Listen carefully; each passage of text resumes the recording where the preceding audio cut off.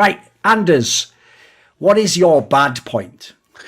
Oh, my bad point is I'm not tweeting about every dream you've ever had or whatever. Yeah, that is that's just what I do now.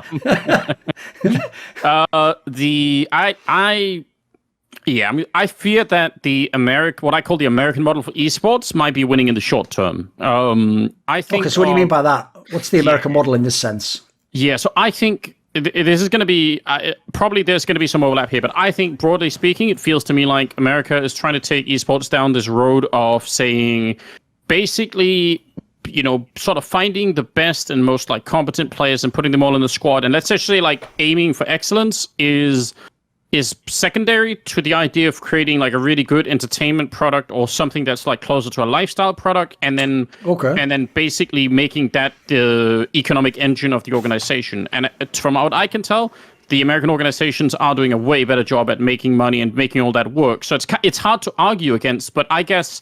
And the European model seems to be much more around like, we must build the best teams and have them win in the big tournaments, and then maybe the sponsorships will follow if we do a really good job at doing that. Yes. And I'm just not. I mean, first of all, no one knows if that's even true or not. Like that seems like it should be happening, but that's just like you're making some sort of leap when you say that if we're the best, then we also must make the most money. It's like no one's promising anything like that. So I guess I'm also obviously biased in the favor of the European stuff, yeah. But I guess on some level, I feel like at least for the minute, it feels like.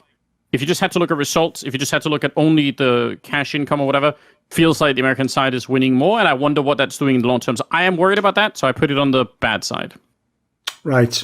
Maybe Thorin, you take this one first. I'm trying to collect. Wait, actually, I'll just ask for clarification's sake. Do you mean like the teams, or kind of like is the franchise model supposed to be part of this, or like for kind of like TOs too, or are you thinking just entirely? I'm actually entirely. I guess I'm thinking more about it in terms of incentives, right?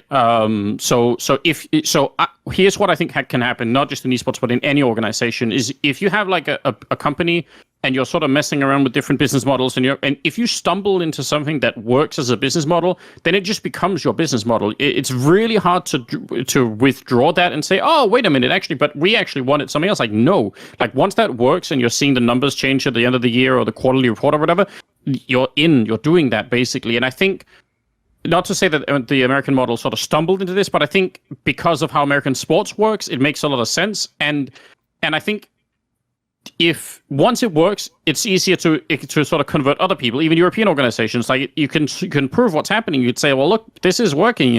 We might not be the best, but as long as we have like incredible social media and we create a lot of YouTube clips, and like that's all working, then you're tilting the whole scene towards that. And there could be some really good stuff to learn from that, but I feel like it's a little bit American heavy at the moment. Okay.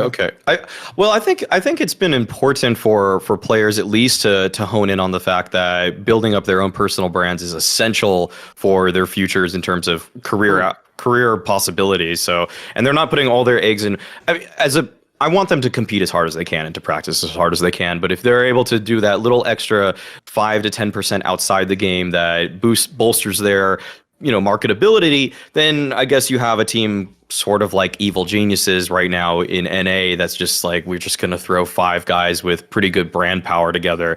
And the results are, I don't know if I'd say they're second. They're not like Imperial, the Last Dance Brazilian roster. It's not that shameless, but it's kind of in that direction.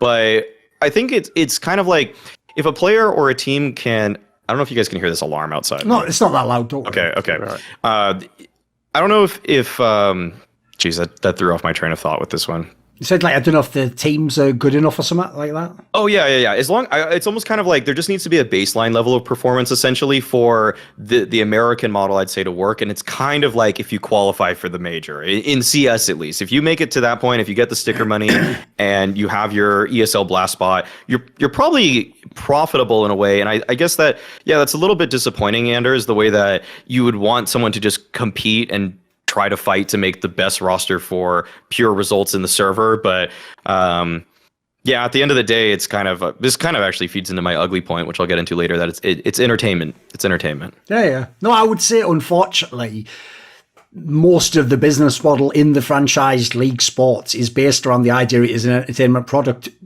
Like, I wouldn't say first and foremost, but I would say it's essentially joint with the sporting element, as it were. It's even why in the modern day, newer sports that have been spawned from America, like the UFC, MMA, are even more cynical. Like, if people don't know, in the UFC, if you ask, like, spoiler, there was real discussion recently about whether Conor McGregor will get a title shot. Spoiler, he has lost something like 4 of his last 5 fights and hasn't won a fight at, like, the championship level in fucking year. Like, I was working at E-League last time he won a championship fight, in case people don't know. That was, like, over 5 years ago. But the point is, he is such a massive draw and would sell so many tickets that basically a guy who for real might be, like, the number one contender, they're doing a weighing it up. They're doing the Anubis with the fucking heart and the feather. Like, which one should we do? Because the entertainment aspect is outweighing the sporting aspect. And I do think there is an element of that. Like, I have noticed in American sports leagues, one of the downsides of the franchise league is there are certain star players who, look, if you actually gun to your head said, would this guy win you the championship? You'd probably say, nah.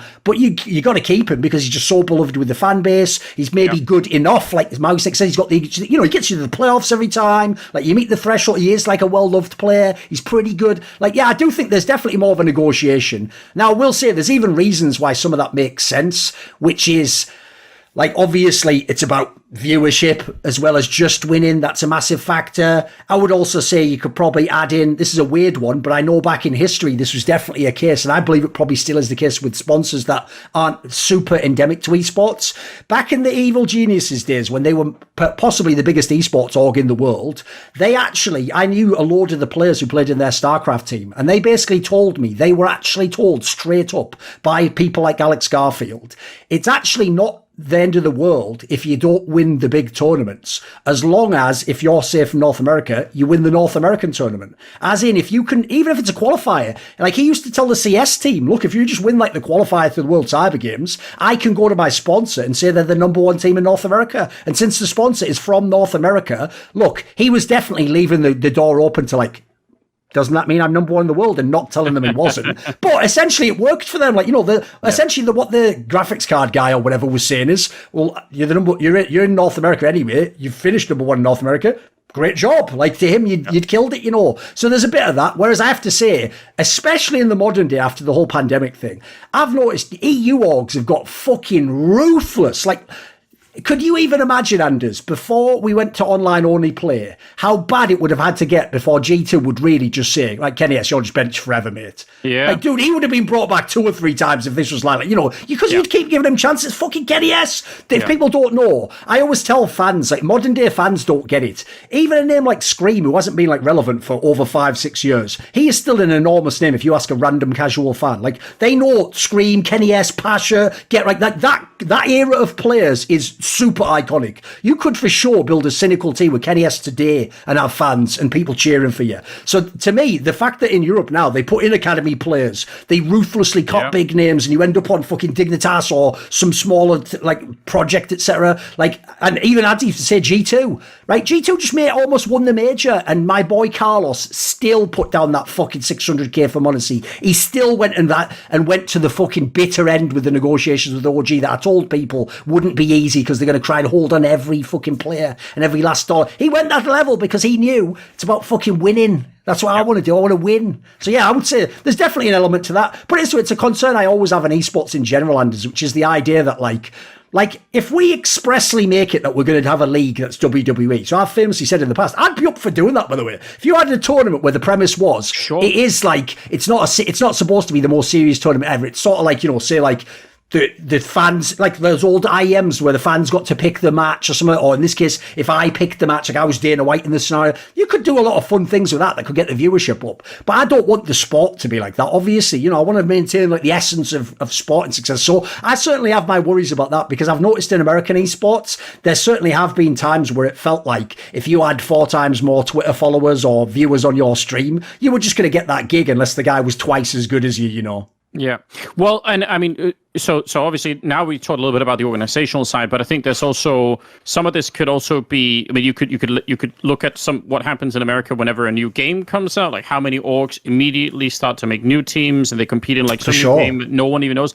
There's another side which I think is from the player's point of view, and in terms of incentives for streaming. I think this is a recurring. It's obviously on the one hand, it's super awesome if you're like 22 years old and you could essentially translate your professional career into a streaming career and probably make like 3 times the money overnight. Like I'm super on board with that from like the players or the personal people's point of view. I think that's super cool that they have that opportunity, but people react to incentives, right? So I imagine like try to put together a team between like 5 players and one of them has an opportunity to be, tens of someone who could, immediately just go and do something super crazy like that must be really hard. So I feel like there's just the incentives are weirdly aligned in American esports for this reason. And I'll take all the good points in terms of like the branding and obviously making money is important. I'm not trying to fault, American orgs for making money. That's super great. And we should learn as much as we can from that.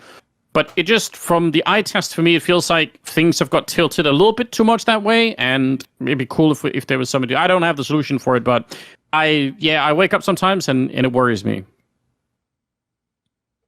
Oh, apparently a lot of things worry Anders right after he wakes up. Again, if you've been following Twitter, call back. Want to see more cool, funny, interesting clips based on topics from my content? Well, subscribe to this channel then, or, be a pleb and don't.